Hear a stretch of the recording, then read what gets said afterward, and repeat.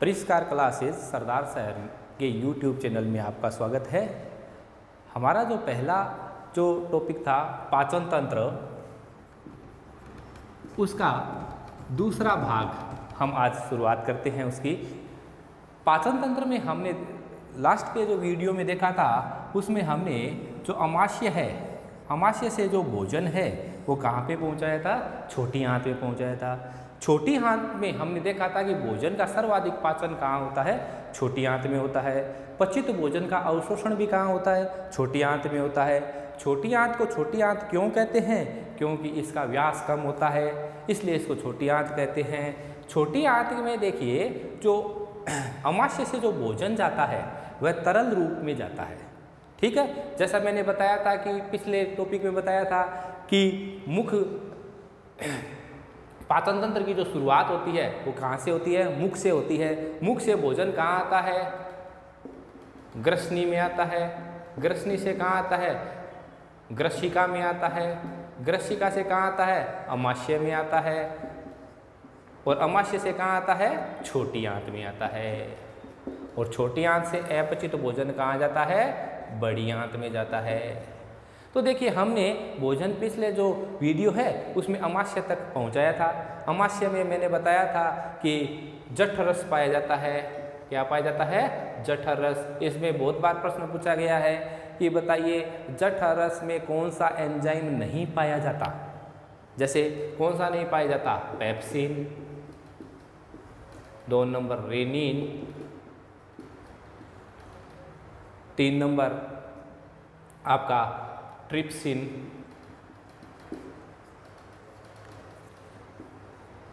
4 number कोई नहीं। इनमें से कोई नहीं। तो बताइए इनमें से कौन सा नहीं पाया जाता? ट्रिप्सिन एंजाइम है वो इसमें नहीं पाया जाता। पेप्सिन है, रेनिन है, ये दोनों एंजाइम किस में पाए जाते हैं? अमाशय में पाए जाते हैं। एक मैंने बताया था लार का। लार में कौन से एंजाइम होते हैं? लार में एक तो लाइसोजाइम बताया था आपको, लाइसोजाइम जो जीवाणुओं को मारने का कार्य करता है, पिछले टॉपिक में बताया था। दूसरा इसमें कौन सा पाया जाता है? टाइलिन। टाइलिन,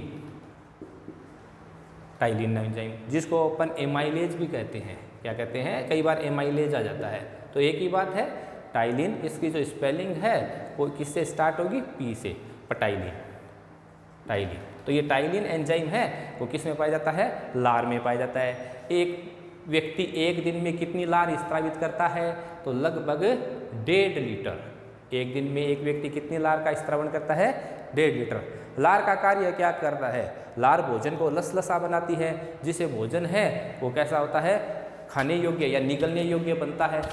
ठीक है, इसके बाद में हम बात करते हैं अमाशय में भोजन है वो क्या कहलाता है? काइम कहलाता है। काइम है वो जठर निर्गम अवरोध से कहाँ आता है? छोटी आंत में आता है। छोटी आंत की बात करें तो छोटी आंत का जो घुमा हुआ जो सी आकार की जो नलिका है, जिसको ग्रहणी कहते हैं। क्या कहते हैं? ग्रहणी। तो ग्रहणी में भोजन का सर्वाधिक पाचन होता है। क्या होता है? भोजन का सर्वाधिक पाचन छोटी आंत के कौन से भाग में होता है? ग्रहणी भाग में होता है। ग्रहणी के बाद में जो भोजन है वो कहाँ जाता है? अग्र क्षुद्रांत में जाता है। अग्र क्षुद्रांत्र। अग्र क्षुद्रांत से यह कहाँ जाता है? पश्च क्षुद्रांत्र। पश्च क्षुद्रांत्र, पश्च क्षुद्रांत्र। तो अब देखिए, जहाँ पर छोटी आंत और बड़ी आंत खत्म होती है, जहाँ पर छोटी आंत खत्म होती है और बड़ी आंत प्रारंभ होती है, वहाँ पर एक अंग पाया जाता है जिसको अपन अपेंडिक्स कहते हैं। क्या कहते हैं?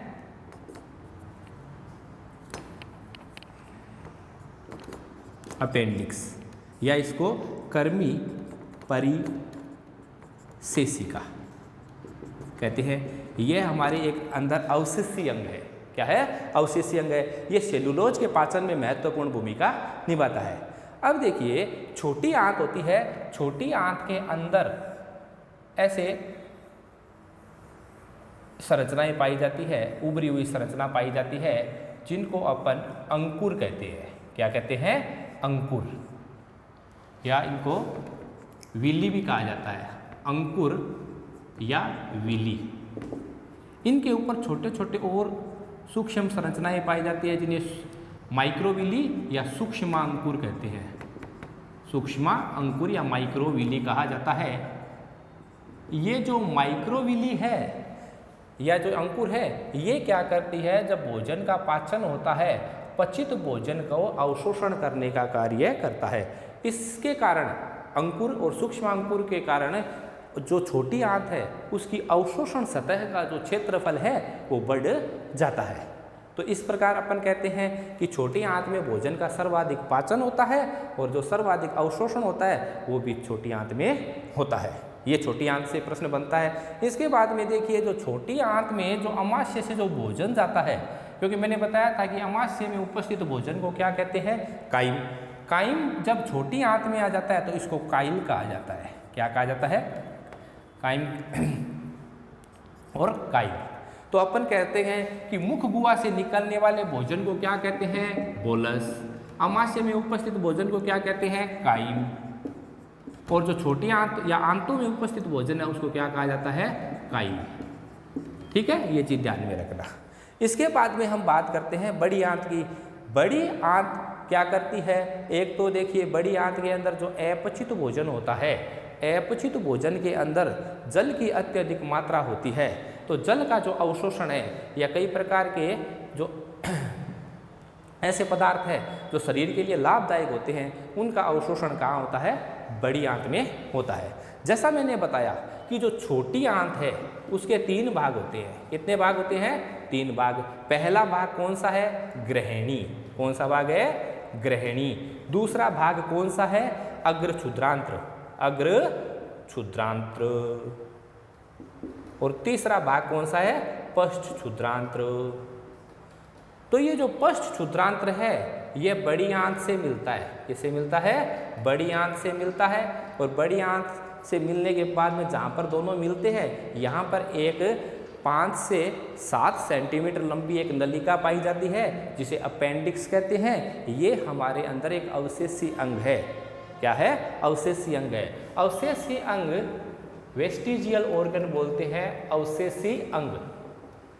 वे अंग, अब अवशेषी अंग किसे कहते हैं, वे अंग जिनका वर्तमान में हमारे शरीर में कोई योगदान नहीं है, अर्थात कार्य नहीं है, लेकिन जब हम वनमानुष थे या जिस समय हम क्या करते, घास फूस का सेवन करते थे, उस समय यह सेल्यूलोज का पाचन में सहायक थी।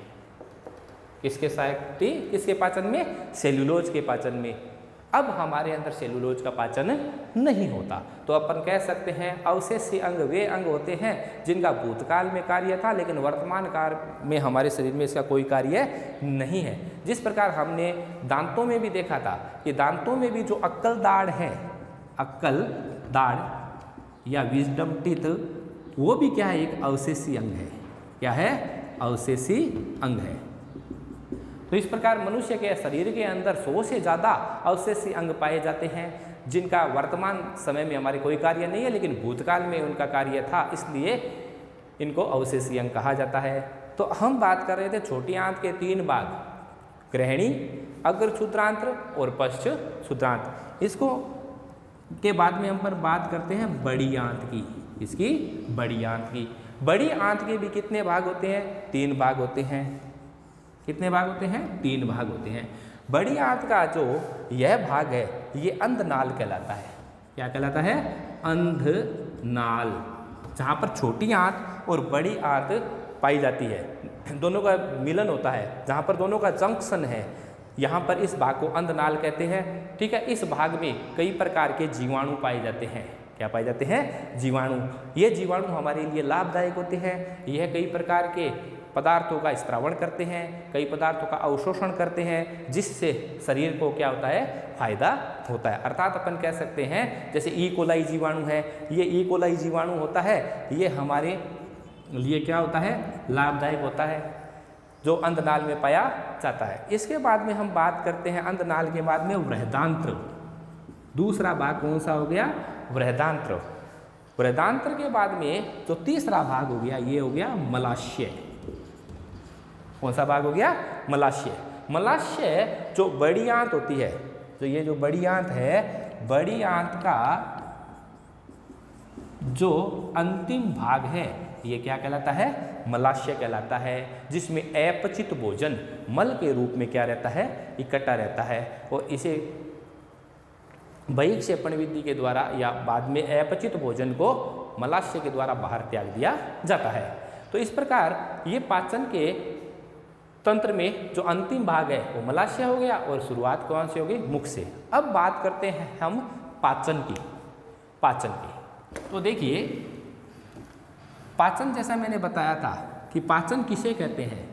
जटिल कार्बनिक पदार्थ होते हैं वो अवशोषण योग्य पदार्थों में टूट जाते हैं, अर्थात छोटे छोटे पदार्थों में टूट जाते हैं और छोटे छोटे पदार्थों में टूटकर वो अवशोषण योग्य बन जाते हैं, जिससे हमारे शरीर को क्या मिलती है? ऊर्जा मिलती है। क्योंकि हम जानते हैं कि हमें जब ऊर्जा चाहिए तो ऊर्जा प्राप्त करने के लिए हम क्या करते हैं? भोजन ग्रहण करते हैं। तो भोजन का पाचन होता है वो बड़े टुकड़ों के रूप में नहीं हो सकता, बड़े अणुओं के रूप में नहीं हो सकता। जो हमारा जो पाचन तंत्र है, पाचन तंत्र में कई अंग मिलकर साथ कार्य करते हैं और वो क्या करते हैं? इस बड़े बड़े भोज्य पदार्थों को छोटे छोटे पदार्थों में तोड़कर उनको अवशोषण योग्य बनाते हैं, जिससे हमें ऊर्जा मिल सके। इसके बाद में हम बात कर रहे थे पाचन की। तो मैंने आपको पहले जब पढ़ाया था पहले वीडियो में, उसमें बताया था कि भोजन के जो पाचन की शुरुआत होती है वो कहाँ से हो जाती है? मुख गुहा से हो जाती है।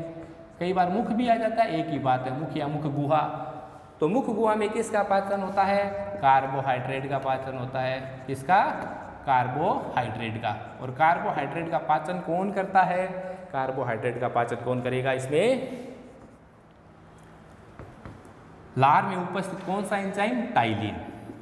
टाइलिन करता है। और टाइलिन इसको किस में कन्वर्ट कर देगा? माल्टोज में कन्वर्ट कर देगा। ठीक है। इसके बाद में देखिए, मुख में हो गया। इसके बाद में देखिए, प्रोटीन के पाचन की शुरुआत कहाँ से होती है? प्रोटीन का जो पाचन है वो कहाँ से हुआ? अमाशय से हुआ। कहाँ से हुआ? अमाशय से। अमाशय के अंदर जो पेप्सिन बना था, पेप्सिन ने प्रोटीन का पाचन किया और प्रोटीन को छोटे अणुओं में तोड़ देता है, जिनको पेप्टोन कहते हैं। क्या कहते हैं? पेप्टोन में तोड़ देता है। ठीक है। और पेप्टोन है वो किस में टूट जाता है? एमिनो अम्लों में। तो अपन कह सकते हैं कि प्रोटीन के पाचन की शुरुआत कहाँ से होती है? अमाशय से। और कार्बोहाइड्रेट के पाचन की शुरुआत कहाँ से होती है? मुख गुहा से। अब देखिए, ये तो हो गया शुरुआत। अब देखिए, जो पाचक ग्रंथियां होती है, पाचक ग्रंथियां, ये पाचन तंत्र का दूसरा महत्वपूर्ण भाग होती है। ठीक है। तो हम बात करते हैं किसकी? पाचक ग्रंथियों में सबसे पहले यकृत की बात करते हैं। यकृत, जिसको इंग्लिश में क्या कहते हैं? लीवर भी कहा जाता है, या इसको जिगर भी कहते हैं। क्या कहते हैं? जिगर भी कहा जाता है, कलेजा भी कहा जाता है। ठीक है। तो ये यकृत हो गया। यकृत हमारे शरीर का सबसे बड़ी ग्रंथि होती है। ये भी प्रश्न बहुत बार पूछा गया है कि बताइए शरीर की सबसे बड़ी ग्रंथि कौन सी है? सबसे बड़ी ग्रंथि या शरीर का सबसे बड़ा आंतरिक अंग कौन सा है? तो कौन सा है शरीर का सबसे बड़ा आंतरिक अंग? यकृत है। ठीक है। अब देखिए, यकृत होता है, यह क्या करता है? पित्तरस बनाता है। क्या बनाता है? पित्तरस। एक बार प्रश्न पूछा गया, इसको क्या बोलते हैं? बॉयल जूस भी कहा जाता है। क्या कहा जाता है? बॉयल जूस या पित्तरस कहा जाता है। ये जो पित्तरस है, इसके अंदर एक भी एंजाइम नहीं पाया जाता। ये बात पूछा गया, बहुत बार प्रश्न पूछा गया कंपटीशन क्लासेस में। ये बताइए, क्या पित्तरस में कोई एंजाइम होता है क्या? नहीं, पित्तरस में कोई एंजाइम नहीं होता। तो अब बताइए इसमें क्या होता है? तो एक ध्यान रखना, ये जो हमारा यकृत है, ये दो पिंडों से मिलकर बना होता है। इसके द्वारा क्या बनाया जाता है? पित्तरस बनाया जाता है। और ये पित्तरस कहाँ बनता है? यकृत में बनता है। और इकट्ठा कहाँ होता है? पित्ताशय में इकट्ठा होता है। कहाँ इकट्ठा होता है? पित्ताशय में। तो कई बार कंपटीशन क्लासेस में बच्चे कई बार जो प्रश्न आते हैं उसमें पित्तरस कहाँ बनता है? पित्ताशय में बनता है, तो ये गलत हो जाएगा। तो बताइए पित्तरस कहाँ बनता है? यकृत में बनता है। और इकट्ठा कहाँ होता है? पित्ताशय में इकट्ठा होता है। क्या पित्तरस में कोई एंजाइम पाया जाता है क्या? नहीं, कोई एंजाइम नहीं पाया जाता। तो पित्तरस में क्या पाया जाता है? पित्तरस में देखिए एक तो क्या पाया जाता है? बिलीरुबिन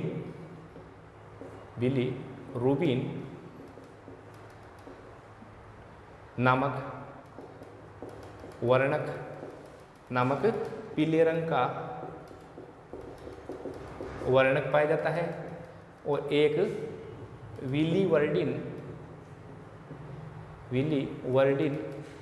नामक हरे रंग का वर्णक पाया जाता है। ये दो वर्णक पाए जाते हैं। अब ये क्या कार्य करते हैं बिलीरुबिन और विलीवर्डिन? तो देखिए जो पित्तरस है, पित्तरस पित्ताशय से छोटी आंत में आ जाते हैं और ये वसा के पाचन में सहायक है। किसके वसा के पाचन में सहायक है। ये जो वसा की जो बड़ी बड़ी बूंदें होती है, ये वसा की बड़ी बड़ी बूंदों को छोटी छोटी बूंदों में बदल देते हैं। इतना सा कार्य होता है। तो ये पित्तरस क्या करता है? वसा की बड़ी बड़ी बूंदों को छोटी छोटी बूंदों में बदल देता है, जिससे क्या होता है कि वसा के पाचन में सहायता मिलती है। इस क्रिया को पायसीकरण कहते हैं। पायसीकरण। तो पायसीकरण क्रिया में महत्वपूर्ण भूमिका कौन निभाता है? पित्तरस निभाता है। पित्तरस कहाँ बनता है? पित्तरस अमाशय में बनता है या यकृत में बनता है या पित्ताशय में बनता है या छोटी आंत में बनता है? तो फिर कहाँ पे बनता है? पित्तरस यकृत में बनता है। ठीक है। अब देखिए हम बात करते हैं किसकी? यकृत के बाद में हम बात करेंगे अग्नाशय की। किसकी? अग्नाशय की। क्योंकि पाचक ग्रंथियों में हम देखते हैं, पाचक ग्रंथियों में एक नंबर पे हमने देखा लार ग्रंथियां, जो मुख गुहा में हमने पढ़ा था। कितनी जोड़ी? 3 जोड़ी। उसके बाद में हमने देखा यकृत। तीसरा इसमें अग्नाशय। अग्नाशय कहाँ स्थित होता है? अग्नाशय जो हमारा अमाशय है और ये जो छोटी आंत है इसके मध्य पाया जाता है। कहाँ पाया जाता है? एक पत्ती नुमा संरचना में होता है। ठीक है, यह अग्नाशय है। अग्नाशय एक मिश्रित ग्रंथि है। अग्नाशय क्या है? एक मिश्रित ग्रंथि। मिश्रित ग्रंथि है। तो देखिए ये कहाँ स्थित होता है? अमाशय और छोटी आंत के बीच में एक पत्ती नुमा संरचना में पाए जाने वाला अंग होता है। इसका जो बाहरी भाग होता है, अग्नाशय है ना, अग्नाशय एक मिश्रित ग्रंथि है। इसका जो बाहरी भाग होता है, बाहरी भाग जो लगभग 98% होता है, इसके द्वारा पाचक एंजाइम स्त्रावित किए जाते हैं। ये जो पाचक एंजाइम है ये ट्रिप्सिन, काइमोट्रिप्सिन,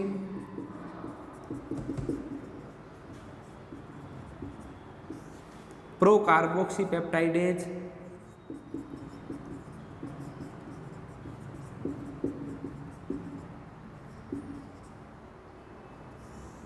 आदि होते हैं। अब देखिए इनको संयुक्त रूप से अग्नाशय रस कहते हैं। क्या कहते हैं? अग्नाशय रस। यह जो अग्नाशय रस है यह अमाशय से आने वाले जो भोजन है, जो छोटी आंत में आता है, और यहाँ ये जो अग्नाशय है, अग्नाशय के द्वारा जो स्त्रावित जो रस है वो छोटी आंत में स्त्रावित होते हैं, छोड़ दिए जाते हैं। इस प्रकार जो यकृत है, यकृत में जो पित्ताशय है, पित्ताशय के अंदर जो पित्तरस होता है, पित्तरस भी यहाँ पे छोड़ दिए जाते हैं। तो पित्तरस और अग्नाशय रस दोनों कहाँ जाते हैं? छोटी आंत में आते हैं, और छोटी आंत में आकर क्या करते हैं? भोजन का पाचन करने में महत्वपूर्ण भूमिका निभाते हैं। ये जो ट्रिप्सिन, काइमोट्रिप्सिन, ये क्या करते हैं? ये दोनों, ये प्रोकार्बोक्सीपेप्टाइडेज ये प्रोटीन के पाचन में सहायक है। किसके पाचन में सहायक है? प्रोटीन के पाचन में सहायक है। इसके साथ साथ इसमें एक एमाइलेज एंजाइम भी होता है। एमाइलेज एंजाइम होता है वो कार्बोहाइड्रेट के पाचन में सहायक है। इस प्रकार हम देखते हैं कि जो पाचन की सर्वाधिक क्रिया कहाँ हुई? छोटी आंत में। तो पाचक ग्रंथियों में हमने कौन कौन सा भाग देखा? यकृत देखा। दूसरा कौन सा देखा? लार ग्रंथियाँ। तीसरा कौन सा देखा? अग्नाशय। इस प्रकार जो हमारी छोटी आंत है, छोटी आंत में भी क्या पाई जाती है? छोटी छोटी पाचक ग्रंथियाँ पाई जाती है, जिनके द्वारा श्लेष्मा स्त्रावित की जाती है, जो एमाइलेज एंजाइम स्त्रावित किए जाते हैं, जो भोजन के पाचन में सहायक है। तो इस प्रकार हमने देखा कि पाचन तंत्र है उसके दो महत्वपूर्ण भाग थे। एक तो कौन सा हो गया? आहार नाल, और दूसरा कौन सा हो गया? पाचक ग्रंथियाँ। ये दो चीजें हो गई। अब देखा हमने पाचन में कि जो पाचन की क्रिया होती है, पाचन की क्रिया होती है, उसकी जो शुरुआत होती है वो कहाँ से होती है? मुख गुहा से। और मुख गुहा में किसका पाचन होता है? कार्बोहाइड्रेट का। मुख गुहा में किसका शुरुआत होती है? कार्बोहाइड्रेट का। उसके बाद में बात करते हैं अमाशय में। अमाशय में किसका पाचन हुआ? प्रोटीन का। इसके बाद में हम बात करते हैं किसकी? भोजन की जो सर्वाधिक पाचन होता है वो कहाँ होता है? छोटी आंत में। तो जो वसा का जो पाचन होता है, वसा का पाचन वो कहाँ होता है?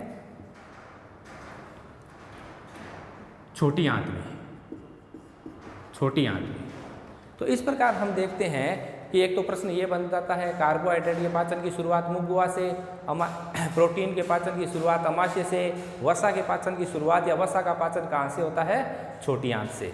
अब देखिए हमारे द्वारा जो भोज्य पदार्थ हम जो ग्रहण करते हैं उनमें कार्बोहाइड्रेट, प्रोटीन, वसा, भोज्य पदार्थों में क्या क्या चीज होते हैं? एक नंबर कार्बोहाइड्रेट, दूसरा प्रोटीन, तीसरा वसा, खनिज लवण, विटामिन, जल,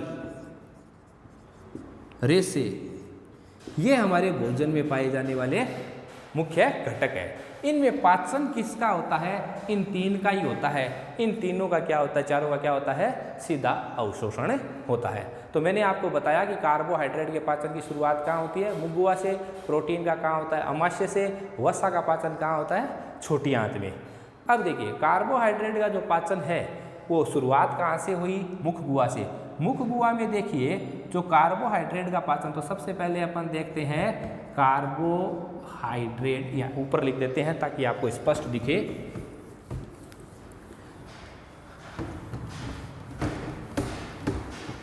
और देखिए सबसे पहले हम बात करते हैं किसकी? कार्बोहाइड्रेट के पाचन की। कार्बोहाइड्रेट। अब देखिए कार्बोहाइड्रेट का पाचन, तो सबसे पहले देखिए जो कार्बोहाइड्रेट है ये किस में पाया जाता है? अनाजों में पाया जाता है, जैसे चावल है, गेहूं है, आलू है, ठीक है। जितने भी अनाज है उनमें कार्बोहाइड्रेट प्रचुर मात्रा में होता है। तो कार्बोहाइड्रेट में देखिए तो कार्बोहाइड्रेट का जो पाचन होता है वो मुख गुहा में होता है, और कौन करता है? टाइलिन करता है, और इसको किस में बदल देता है? माल्टोज में बदल देता है। यह माल्टोज है ये छोटी आंत में जाता है। कहाँ जाता है?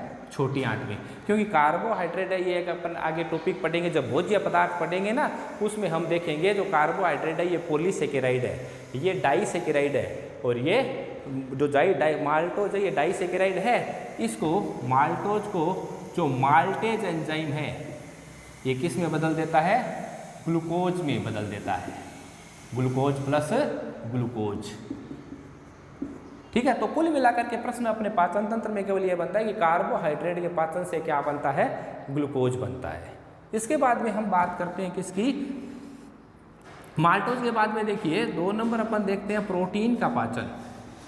प्रोटीन का पाचन, तो मैंने बताया कि प्रोटीन का पाचन की शुरुआत कहाँ से होती है, अमाशय से। अमाशय में कौन सा एंजाइम पाया जाता है, पेप्सिन। पेप्सिन इसको किस में बदल देता है, पेप्टोन में बदल देता है या प्रोटियोजेज में बदल देता है। ये जो पेप्टोन है इसको ट्रिप्सिन और जो काइमोट्रिप्सिन है ये बदल देते हैं किसमें, ट्रिप्सिन, काइमोट्रिप्सिन। ये इसको किस में बदल देते हैं, एमिनो अम्लों में। इसमें एमिनो अम्लों में। तो जो रिट है, पटवार है, ये जो सामान्य जो कांस्टेबल है उसमें जो विज्ञान में जो प्रश्न आते हैं उसमें इतने ज़्यादा गहराई में नहीं जाते, ये सीधे पूछ लेते हैं बताइए कार्बोहाइड्रेट के पाचन से क्या बनता है, तो ग्लूकोज बनता है। प्रोटीन के पाचन से क्या बनता है, एमिनो अम्ल बनता है। इसके बाद में तीसरा वसा का पाचन। वसा का पाचन, वसा का जो पाचन होता है वो कौन करता है, मैंने बताया था सबसे पहले कि जो पित्तरस होता है वो क्या करता है, वसा को छोटी छोटी बूंदों में बदल देता है, पाचन योग्य बना देता है। और इसका पाचन कौन करता है, वसा की बूंदें हैं ये छोटी छोटी, इस क्रिया को क्या कहते हैं, पायसीकरण। क्या कहते हैं, पायसीकरण। तो पित्तरस कहाँ स्रावित होता है, यकृत में। इकट्ठा कहाँ होता है, पित्ताशय में। क्या कार्य होता है, पायसीकरण की क्रिया का। और ये इसको किस में बदल देता है, छोटी छोटी बूंदों में बदल देता है। और वसा का पाचन कौन करता है, ये महत्वपूर्ण प्रश्न है, लाइपेज एंजाइम। कौन सा एंजाइम करता है, लाइपेज एंजाइम। और ये इसको किस में बदल देगा, लाइपेज एंजाइम वसीय अम्ल प्लस ग्लिसरॉल में बदल देगा, ग्लिसरॉल में बदल देगा। तो वसा के पाचन से क्या बनता है, वसीय अम्ल और ग्लिसरॉल बनता है। प्रोटीन के पाचन से क्या बनता है, एमिनो अम्ल बनता है। कार्बोहाइड्रेट के पाचन से क्या बनता है, ग्लूकोज बनता है। पाचन की सर्वाधिक क्रिया कहाँ होती है, छोटी आंत में। पाचन की शुरुआत कहाँ होती है, मुखगुहा में। मनुष्य में कितने प्रकार के दांत पाए जाते हैं, तो मनुष्य में 4 प्रकार के दांत पाए जाते हैं। मनुष्य के जीवन काल में कितनी बार दांत आते हैं, मनुष्य के जीवन काल में 2 बार दांत आते हैं, स्थायी दांत और जिनको अपन परमानेंट टीथ भी कहते हैं। दूसरे दूधिया दांत जो जीवन में 2 बार होते हैं। दूधिया दांतों की संख्या कितनी होती है, 20 होती है। स्थायी दांतों की संख्या कितनी होती है, 12 होती है। बालक में कौन से दांत नहीं पाए जाते, अग्रचवर्णक दांत नहीं पाए जाते। हाथी के जो बाहरी दंत होते हैं वो कौन से होते हैं, आपके इनसाइजर दांत होते हैं। स्माइलिंग टीथ किसे कहा जाता है, आपके जो सबसे पहले आगे बनाए थे ना इनसाइजर दांत, जिसको अपन कृतनक कहते हैं, उन्हें स्माइलिंग टीथ भी कहा जाता है। तो देखिए अब अगर आपको इसमें कोई भी तरह की कोई समस्या है तो आप ज़रूर कमेंट करें और लाइक करें, सब्सक्राइब करें, ज़्यादा से ज़्यादा शेयर करें। धन्यवाद।